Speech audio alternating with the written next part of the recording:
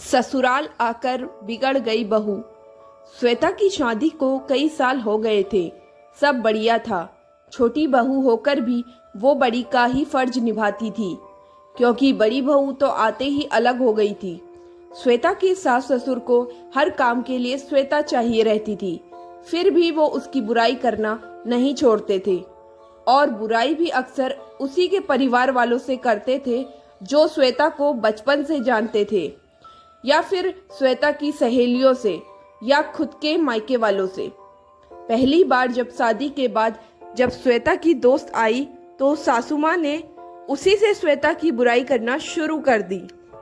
जब श्वेता को पता लगा तो उसने अपने पति नीलेश से कहकर माँ जी को समझवा दिया था कि कम से कम जो लोग उसे जानते हैं उनसे तो उसकी बुराई कर खुद की जग हंसाई न करवाएं। पर उन्होंने न सुनी, बल्कि और ये आदत ही बन गई थी। आजकल तो अक्सर ये कहती थी कि श्वेता, ये काम पहले तुम अच्छा करती थी, अब नहीं करती हो, फिर भले ही वो कोई भी काम हो।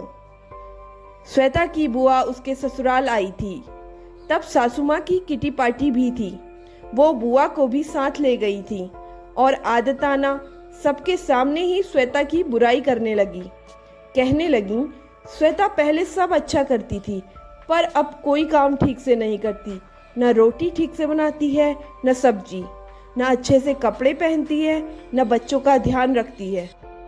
वो कुछ और बोलती उससे पहले ही श्वेता की बुआ बोल पड़ी, लगता है ससुराल में आकर बिगड़ गई है, क्योंकि हमारे घर की तो वो बड़ी बेटी है और सारा घर और ऑफिस दोनों अच्छे से संभालती थी, और बड़ों से लेकर बच्चों तक सभी का ध्यान भी रखती थी।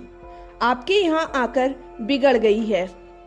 ऐसा कीजिए, महीने 2 महीने के लिए जमाई सा के संग उसे मायके भेज दीजिए, हम सुधार कर भेज देंगे। अब श्वेता की सासू माँ का मुंह देखने लायक था। उन्हें बोलने के लिए शब्द नहीं मिल रहे थे, तो बस फिर उठकर चली गई ये कहकर कि आती हूँ, कोई बुला रहा है। और श्वेता की बुआ जी बस मुस्कुरा रही थी। Thanks for watching.